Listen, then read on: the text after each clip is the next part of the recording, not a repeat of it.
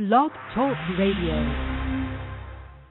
Hi, y'all. This is Girlgeo.Dragons Radio Show coming to you from sunny Berkeley.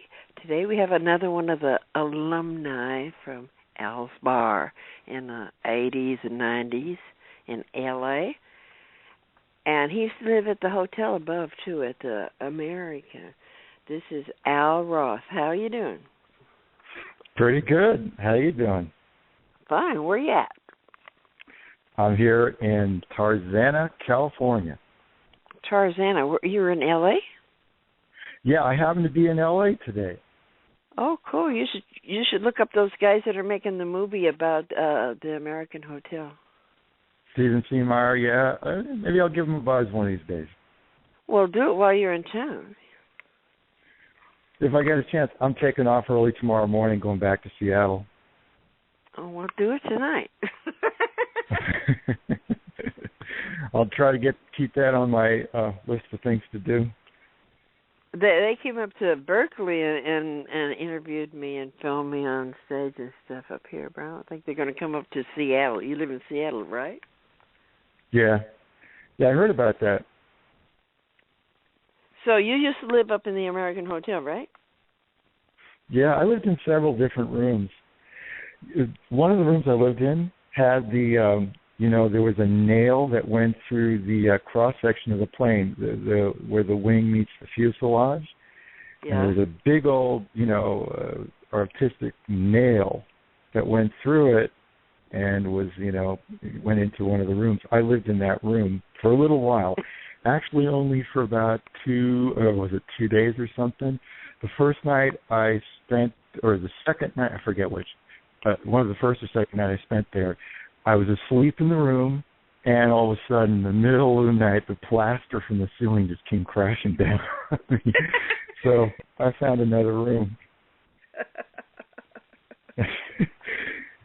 Yeah, so you used to play at Al's Bar No Talent Night too, right? You were playing there all the time. Fish Carver was there, and who else? BillyKatz.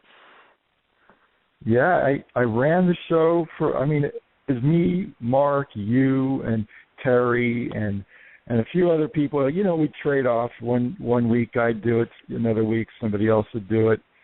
And I would both, run the show and perform. It was just a blast. Yeah, most of the time Mark was up there. He kind of liked being the king of the hill. And turning people off if you went over 15 minutes, everything went off. He had the electric rigged up there where he could turn it off, and he had a cage so you couldn't come in and kill him. So he was caged in so you couldn't get in there. And he'd say, "We promise no talent, and we deliver." And then if they didn't like you, they threw cups at you. One time I even seen chicken bones up there. Somebody put chicken bones on the stage. That was probably the least of the bad things they threw. Did they ever throw anything at you? No, maybe somebody threw their gum or something at me, but it was nothing that caused any bruises. Well, they never threw nothing at me. One guy tried it once, and I jumped off the stage, told him I'd kick his ass, and Mark goes, "Yo, leave George alone," and the bouncer comes in there and kicks him out. So nobody ever threw shit at me. I killed them. But it was fun watching other people get killed. For the most part, that crowd was, they were just a fun crowd. It was a real fun, loving place. Oh, they loved me. That was my favorite crowd. They'd scream and yell and sing along. Yeah. The worst thing that could happen to you in that place was if you bored them, they would go out in the patio and the whole place would be empty. Right. And then the next act, it would be packed again. Right. Literally walk on. And they never walked on me because I'd go out and kill them.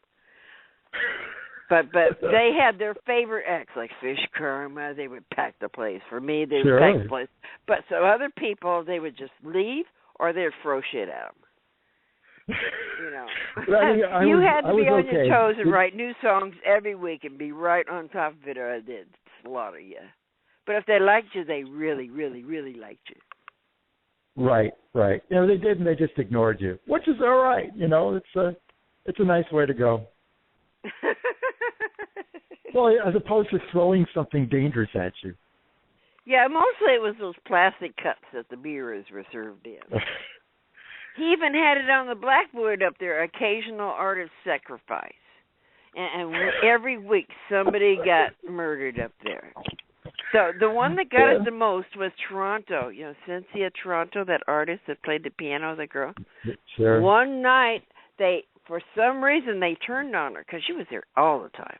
And one night they turned on her. I don't know if they thought it was a joke, but they started throwing cups, and there was millions of cups coming up there, and she was throwing them back. So, I mean, there was cups going back and forth.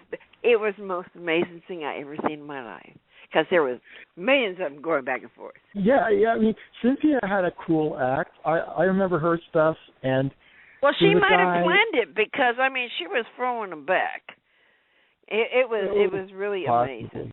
She was an artist. She was a performance artist, so that was probably part of her act. Possibly.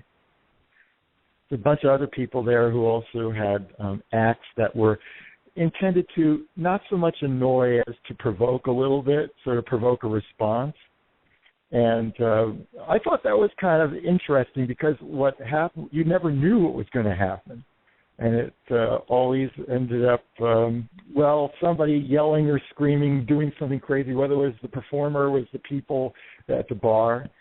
And so there was always that feeling of you never quite knew what was going to happen.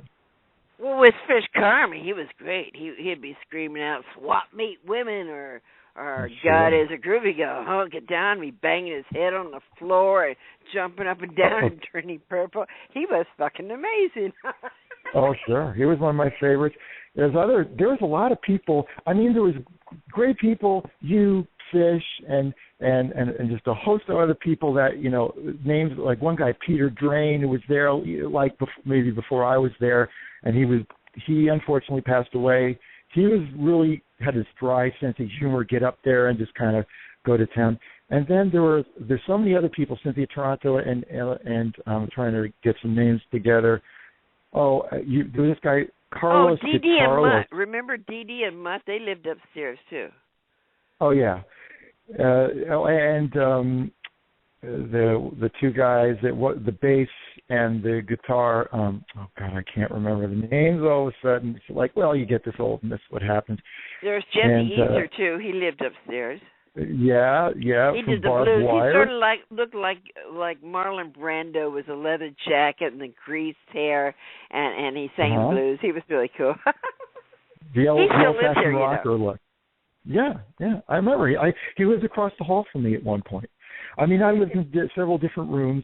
Jesse lived across the hall from me, and then Melissa lived across the hall from me, and so many others. There was so many great artists. I couldn't even begin to name them. But there was one I got friendly with a little bit. Her name was Sarita Vendetta. Did you ever meet her? I didn't know many girls. Mostly I knew guys. Mostly what played at No Talent Night was guys, because girls were scared to come in the place. Mostly I knew guys. The only girls I can think of that I actually knew was Stacy behind the bar and Cynthia Toronto. She was the only one I can remember that was on the stage every week. There was a lot of crazy people, but just a lot of really beautiful people. I mean, beautiful in a good sense of the word. Yeah. So what are you doing now? Sitting here talking to you? No. I teach math. I mean, what do you do for a living now? I know. I teach math over at a local community college here in the Seattle area. Well, I'm not here. I'm down in L.A., like I was saying, but up in Seattle. So you're a college professor? Well, I wouldn't go that far. I'm a mathematics instructor at a local community college. Well, Fish Karma was a second or third grade school teacher for about 10, 15 years. Yeah, I heard the interview. I didn't realize he did that much work on, I guess pedagogy and, just working with what age group, like second or third graders or something? It was second or third grade. Yeah. Both. Get them young. That's what my daughter's doing now. Remember I had a daughter? Well, she's like 37 now, and she's going to be a school teacher, probably 5th grade. I remember that. I remember seeing her, after the show. Sometimes you and I and the Starving Band would come over to your place just to hang, and your daughter. Were you at that party at the Starving Band's house after Halloween when the guys had the dresses on? Terry had a dress on. Terry Tyson. Oh yeah, yeah. Yeah, I was at almost all of those parties. Yeah, Wendy was at that party.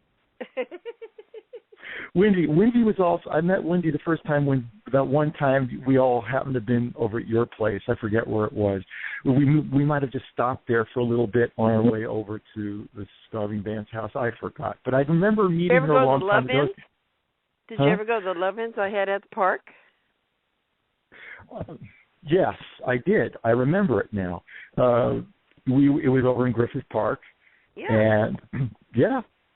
Yeah, I did that for 10 years. We had it every year, and now somebody started up again about 3 years ago. Her name is Georgianne, of all things, and her old man is the guitar player from that band Love. You know, that band in the 60s called Love.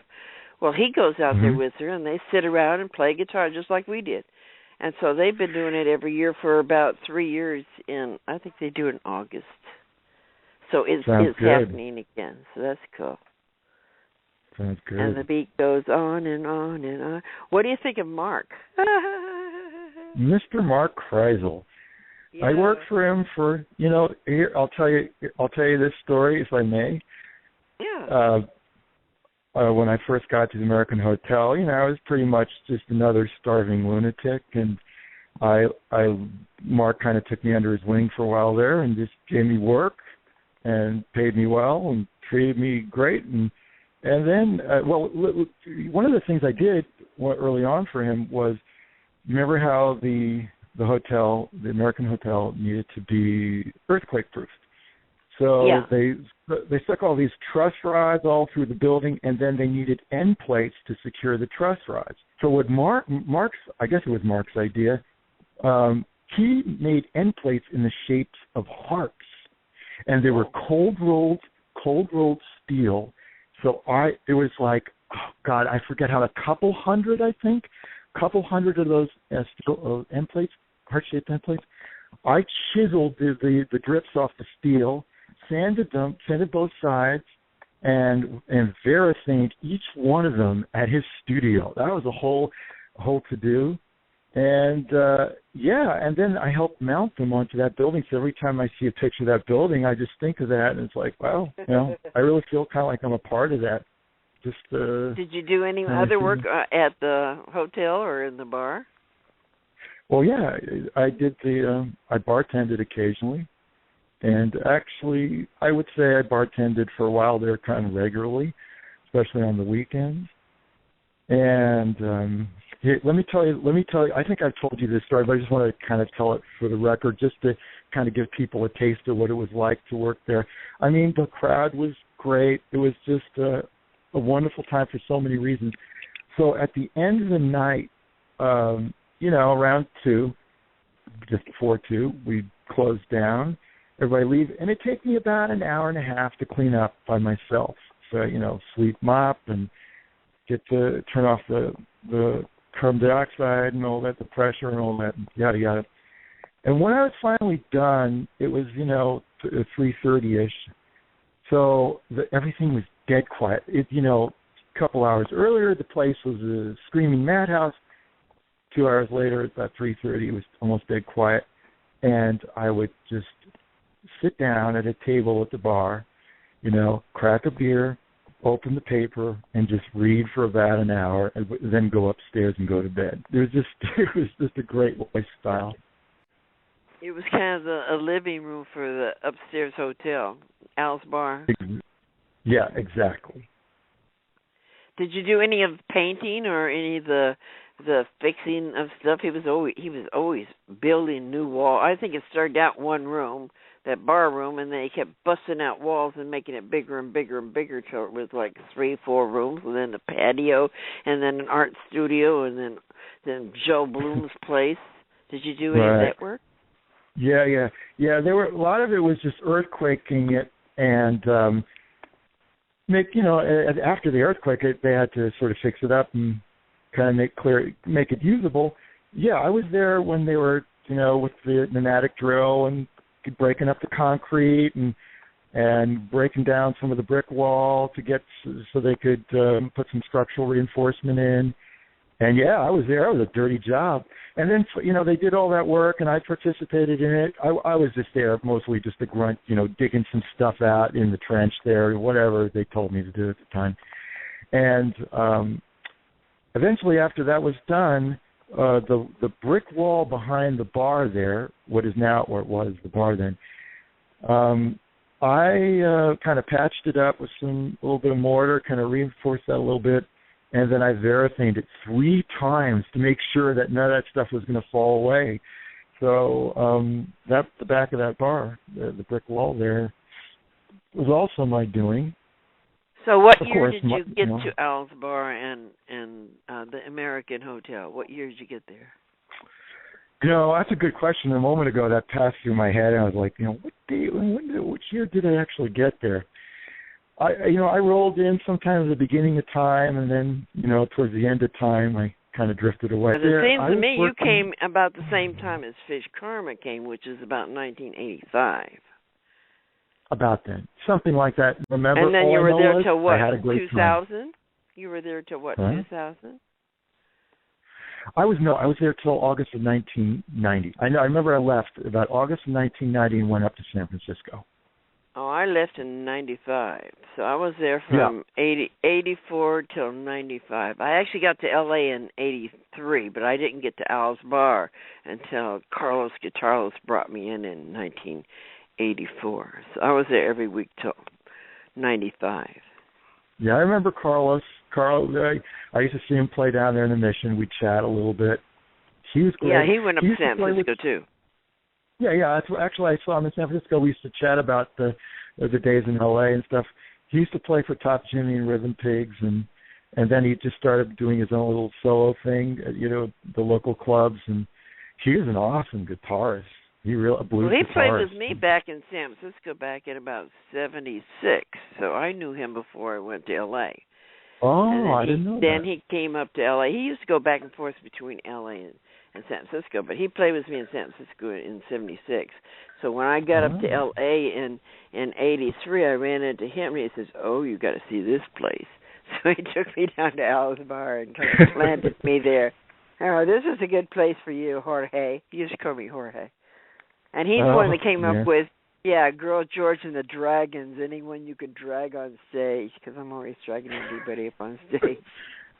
Yeah, I really love the way you get people up there to participate. I love the way you get people involved in it. It just creates this whole great feeling. I appreciate it. I still do that. Bring everybody up on stage and play an instrument. They can play an instrument. If they don't, they can just stand up there and scream and yell. Some of them actually get creative. Cynthia was really good at that. Cynthia Toronto was good at abstract ad-libbing, and she came up with some great stuff in the background. Those artists are very good at that kind of stuff. Yeah. Is she the one that had the band Fly Strip, or am I thinking of someone else? I don't think so. She was mainly an artist, and then she wanted to go up at No Talent Night, so she started playing. Do you remember? But she was real great at ad-libbing. She had dark hair, Cynthia. Sure. Yeah, I remember. Do you remember Dan? Do you remember Dan and Dan? I think that's what it was. Dan and Dan. One guy was the bass player, a stand-up bass. The other guy was playing acoustic or something. They were pretty fun. They were pretty cool. That kind of strikes sort of a memory. I remember the Freaks the most. The Freaks that wanted to, like Fish Karma, that really. But when you fought with Terry, you're fighting, in I never a very fought with Fish Karma. Sense. Never, ever, ever. Me and him are both Scorpios. Now, Scorpios don't fight. They either get along, or they kill each other, or they stay away from each other. Or they're best friends. Like me and Fish were best friends. We never, ever, ever, ever, ever fought. Now I love Fish. Well, that's a good thing. Fish was just a wonderful joker. I just loved him. It was great hanging out with him when I had a chance. And I appreciated him quite a bit. Oh, he was. I still do. I mean, he posts a lot on Facebook. So he's just always posting some wacky stuff. He really posts funny stuff. He wrote the other day, I think it was yesterday, that there's this write-up and they called him vulnerable. How you say it? Vulnerable? You know, soft. Weak. Vulnerable? What, vulnerable like cannibal or something? Yeah, sure. That's you. Swap meat women and God is a groovy guy. You're a vulnerable one, right? And somebody else said varnish, and I said, yes, more like that. I was really impressed with his video, his more recent stuff that he did with a band. Good. I guess it was on the front patio of his house. I guess. Yeah. They lip synced it, so the sound is good. The sound is great. Really, the energy they was look great. Like they're really singing it, and it's something about America. Something, it's one of his radical. Right. America is, of course.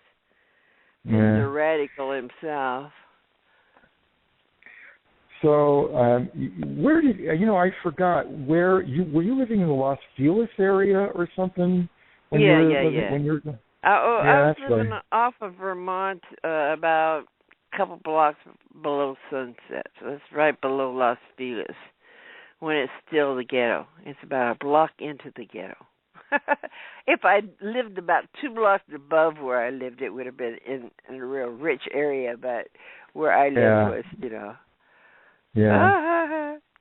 where I could afford. It was just the Los Feliz area is very pretty. I love the East Hollywood area and there through downtown and Mount Angelino Heights. Just really pretty area. The downtown was that area near the downtown was all discovered and bought up. That was one kind of depressing thing about watching that scene pass. Well, everything passes. That's just the way life is. But it's sort of its demise was, we lost it in the hands of these people who are just interested in flipping properties and just driving up these rents and house prices and a few of them genuinely that's part of the recycling process that has happened since the beginning of time. Artists go down to the ghetto and they clean it up and they take over the warehouses and make it the hip artists' place to live, and then the rich people come in and buy them out, and so the artists got to find some other ghetto that they can afford to do it again. It's been happening since the beginning of time. It's part of earth renewal. That's how the earth replenishes itself. We're like the worms in the compost, and we refurbish the garbage, and then the rich people come and take it, and then we've got to move somewhere else. See, that's how it works. Yeah, a lot of these artists that do that, these people have cultivated a lifestyle which I think other people just would like to have, but don't quite understand how to get there, if that makes any sense. In other words, they like to pretend, like in the hippie days. I think the hippies was just everyone was trying to pretend they were artists. They were all trying to pretend like they were artists and musicians and live like them and think like them and fuck like them and do drugs like them, except they got a little carried away in the drugs and the fucking and didn't get the art part, Yeah, but that's exactly. all the hippies were. Well, not all of them, but the vast majority of them. Same thing happened in the hippie era. Happened more recently with the whole punk rock movement. I've seen a lot of people who were into the hardcore scene, and now they have kids, a house, and and the whole catastrophe, as somebody used to say. And I don't know. I don't say it's bad. It's just it's sort of like, I guess that lifestyle isn't something that most people can or want to do for too long, because many times it doesn't come with a lot of money, a job that requires a more down or steady lifestyle. Yeah, most people go back to wherever they came from and get a job and get a wife and get a mortgage, and that's the end of that. And these were the good old days. I just stay in it. I'm in the underground. I've been in it. I've always been in it. I'll always be in it. My crowd are always the same age. They're all art students and artists and stuff. So I'll be 70 in October. Wow. So my crowd is still about 24. You're eternal. You're just timeless, George. Well, I still look good in pictures, so that helps. Yeah, but what you're doing, throughout time, there's other people who will eventually find a way similar to yours, and other people that were down there in the American Hotel in downtown. Let's not forget, the American Hotel was kind of like a hub, but that wasn't the only thing going on. There was all these other studios that had all these other parties and stuff. I had friends that had loft down in the garment district. They had some wild parties. I did some shows there that were just, I can't really discuss in public. And the beat goes on, and the beat goes on, and our time is up, and we got 40 seconds. It was great having you on the show. So short. Well, yeah. Everybody can find you on Facebook. Look for Al Roth, Roth. This is Girl George and the Dragons radio show saying, see you later, alligator.